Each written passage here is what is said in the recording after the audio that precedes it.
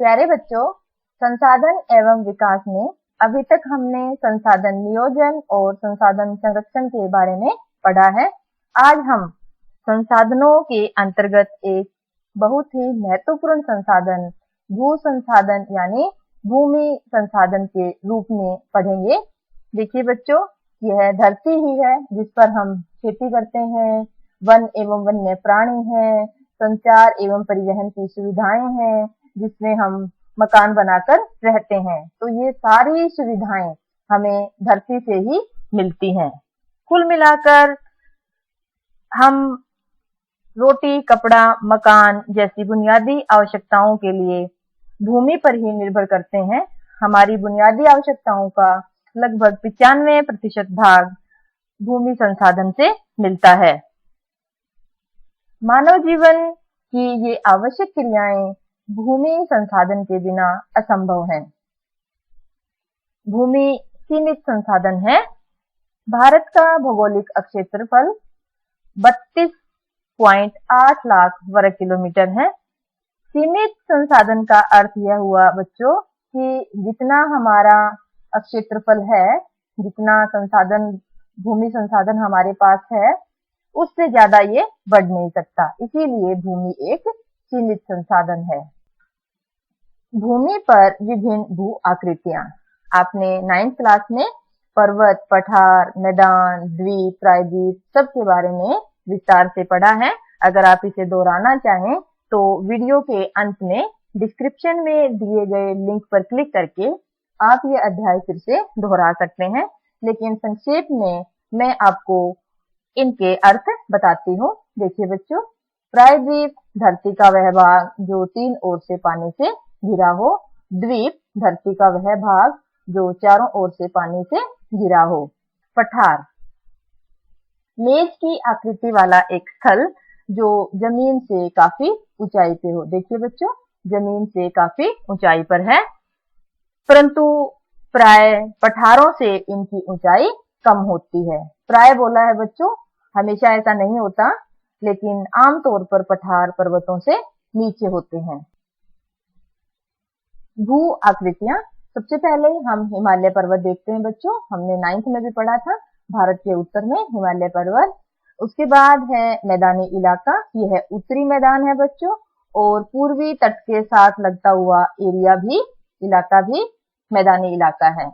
उसके बाद है बच्चों प्रायद्वीपीय पठार, और प्रायद्वीप अभी हमने अर्थ देखा कि धरती का वह भाग जो 3 ओर से पानी से घिरा हो। तो यहाँ पठार है, इसीलिए इसे प्रायद्वीपीय पठार कह देते हैं।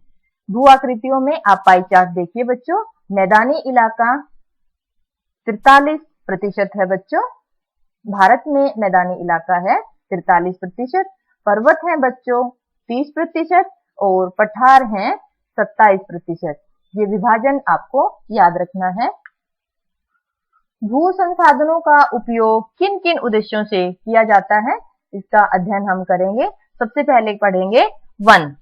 देखिए बच्चों, 2014-15 में भारत में वन क्षेत्र लगभग 23% है, लगभग चौथा हिस्सा। लेकिन राष्ट्रीय वन नीति 1952 के अनुसार यह 33% होना चाहिए, यानी जो वन क्षेत्र है वह 33% होना चाहिए। राष्ट्रीय वन नीति 1952 में बनी थी, आपको ध्यान रखना है। कृषि के लिए अनुपलब्ध भूमि, इसका अर्थ है बच्चों कि खेती के लिए जो भूमि उपलब्ध नहीं है, जो हमें मिल नहीं पा रही है। कारण क्या है कि बंजर है या कृषि अयोग्य भूमि है। और दूसरा है गैर कृषि प्रयोजनों में लगाई गई भूमि, यानी ऐसी भूमि जिसका प्रयोग खेती के लिए नहीं किया जा रहा है। तो उस खेती पे हमने क्या कर लिया, जैसे इमारतें बना ली हैं, सड़क हैं, उद्योग हैं। देखिए बच्चों, ये कृषि के लिए अनुपलब्ध भूमि है, बंजर है, दूर दूर तक कहीं कोई फसल नजर नहीं आ रही है। और दूसरा जो उदाहरण है उसमें आप देखिए, यह है गैर कृषि प्रयोजन भूमि, की ऐसी भूमि जिस पर खेती नहीं हो रही है और हमने इमारतें, सड़कें और उद्योग लगा लिए हैं। प्रतिभूमि, वह भूमि जो कृषि लायक है पर अभी उस पर खेती नहीं की जा रही है, अर्थात उसे खाली छोड़ दिया गया है। प्राय ऐसा इसलिए किया जाता है ताकि भूमि की उपजाऊ शक्ति बढ़ाई जा सके। वर्तमान पृथ्वी भूमि ऐसी भूमि जिस पर एक वर्ष या उससे कम समय से खेती ना की जा रही हो। और दूसरा है बच्चों पुरातन पृथ्वी भूमि, जिसमें 1 से 5 साल तक जो है खेती ना की गई हो, उसे पुरातन पृथ्वी भूमि कहते हैं। दोनों में जो अंतर है वो आपको याद रखना है। देखिए बच्चों, यह है पृथ्वी भूमि जिसे खाली छोड़ दिया गया है। पृथ्वी भूमि के अतिरिक्त अन्य कृषि अयोग्य भूमि। कृषि अयोग्य भूमि का अर्थ है ऐसी भूमि जिस पर खेती नहीं की जा सकती, जो खेती के लिए अयोग्य है। जैसे सबसे पहले देखिए स्थायी चरागाहें और अन्य गोचर भूमि। ये एक चरागाह का चित्र आपको दिखाया गया है बच्चों, चरागाह जहां पशु चरते हैं। दूसरी है बच्चों विविध वृक्ष फसलों और उपवनों के अधीन भूमि। उपवन बागों को बोलते हैं बच्चों, और वृक्ष फसल का अर्थ है जैसे हमने 2-3 हेक्टेयर में पॉपुलर लगा लिए या सफेदे लगा लिए, तो वह कृषि के अयोग्य भूमि है जहाँ खेती नहीं की जा सकेगी। और तीसरा है बच्चों कृषि योग्य बंजर भूमि, जहाँ 5 से अधिक वर्षों से खेती ना की गई हो। देखिए बच्चों, कृषि योग्य और बंजर भूमि दोनों एक साथ आए हैं। आप कंफ्यूज मत होना कि कृषि योग्य भी है और बंजर भी है, कैसे। देखिए बच्चों, कुछ भूमि ऐसी होती है जहाँ खेती तो हो सकती है, लेकिन किसी कारणवश संसाधनों के अभाव में वहां कई सालों से खेती नहीं हो रही, तो उसे हम कहेंगे कृषि योग्य बंजर भूमि। हमने पृथ्वी भूमि देखा, कृषि अयोग्य भूमि देखा। अब हम पढ़ेंगे शुद्ध या निवल बोया गया अक्षेत्र किसे कहेंगे। देखिए बच्चों, मान लीजिए ये हमारा 1 हेक्टेयर का खेत है। साल में हमने मान लिया कि जनवरी से दिसंबर तक का समय, यानी 12 महीनों के समय, जहां साल में सिर्फ हम एक ही खेती करें, तो ऐसे अक्षेत्र को शुद्ध बोया गया या निवल अक्षेत्र कहेंगे। अब इसके अलावा देखिए बच्चों, हमने जनवरी से दिसंबर का टाइम लिया है, लेकिन अब हमने साल को 2 भागों में बांट लिया कि जनवरी से जून और जुलाई से दिसंबर। जब हम साल के 12 महीनों में 2 फसलें एक क्षेत्र से ले लेते हैं, हमने 1 हेक्टेयर इलाका देखा था अभी। जब उस 1 हेक्टेयर इलाके में एक साल में एक ही फसल ली जाए तो वो शुद्ध निवल अक्षेत्र होगा। लेकिन उसी अक्षेत्र में साल में अगर 2 फसलें ले ली जाएं तो वह होता है बच्चों सकल कृषित अक्षेत्र। भूमि उतनी ही है, लेकिन हमने उसे 2 बार खेती करके 2 हेक्टेयर बना दिया, तो इसे कहेंगे सकल कृषित अक्षेत्र।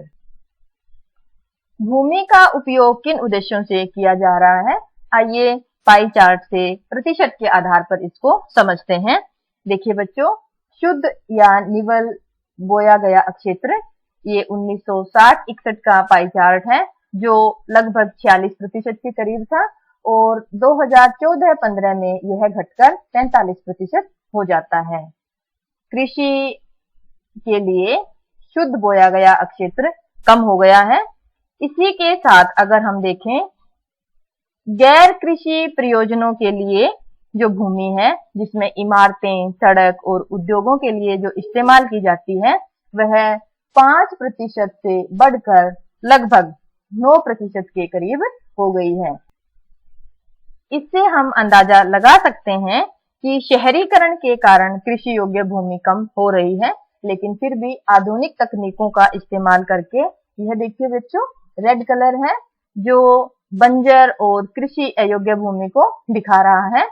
यह 1960-61 में 18% था, लेकिन हमने बंजर और कृषि अयोग्य भूमि में तकनीकों के द्वारा सुधार करके उस भूमि को कृषि लायक बना लिया है, और यह 5% के करीब रह गया है। यानी यह अक्षेत्र जो बंजर था वह कम कर लिया तकनीकों के सहारे से। भूमि निम्नीकरण और संरक्षण उपाय। निम्नीकरण क्या होता है बच्चों? भूमि के सत्र में गिरावट आना।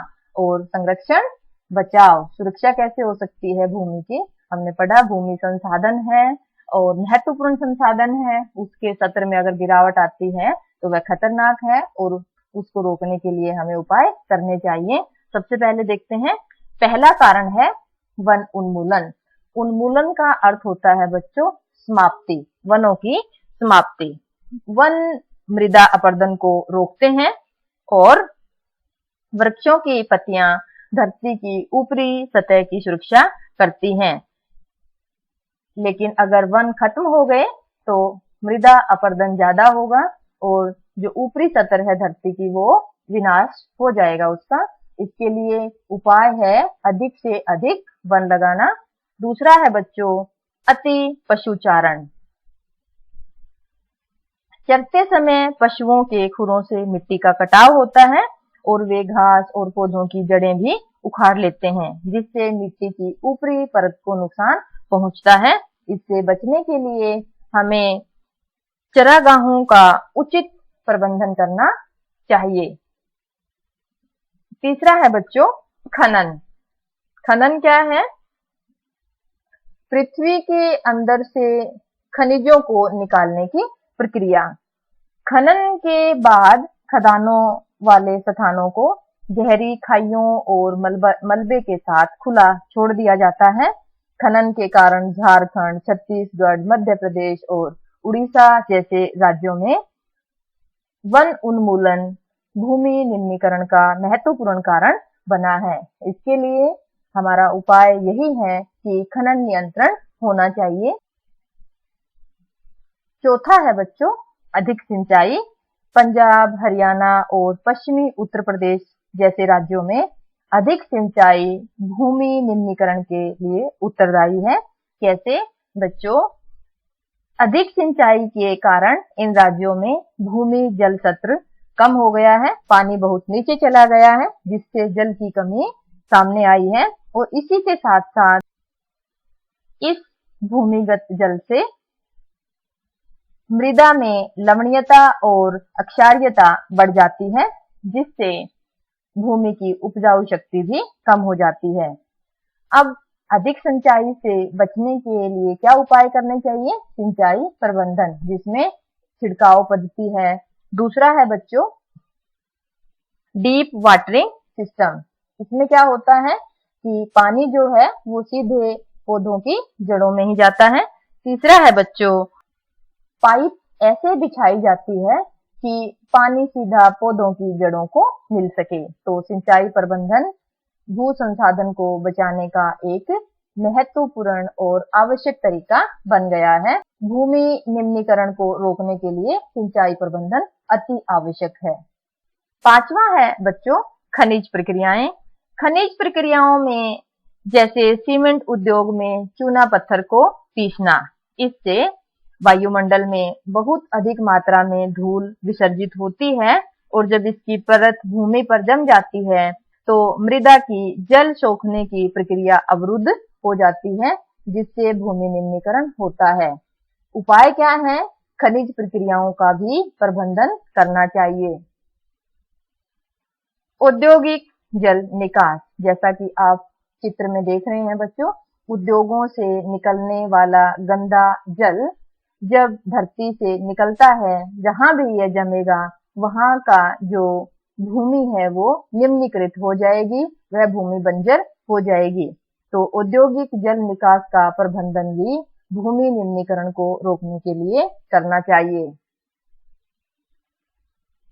भूमि निम्नीकरण के लिए अंतिम कारण है बच्चों तेज हवाएं या जो तूफान है, उससे भी आपको पता है कि मृदा अपरदन होता है। इसके लिए हमें जहां खेती लायक हमारी धरती है, जहां हमारी खेती हो रही है, उसके चारों ओर पेड़ों की श्रृंखला लगा देनी चाहिए, जिससे खेती सुरक्षित रह सके।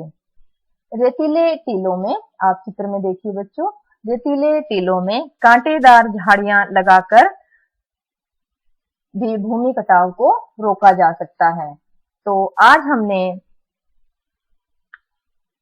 भू उपयोग किन उद्देश्यों से किया जाता है, भूमि निम्नीकरण और उसके संरक्षण के उपाय पढ़े। आशा है आपको ये सारे टॉपिक्स अच्छे से समझ आ गए होंगे। अगले वीडियो में हम मृदा संसाधन के बारे में पढ़ेंगे।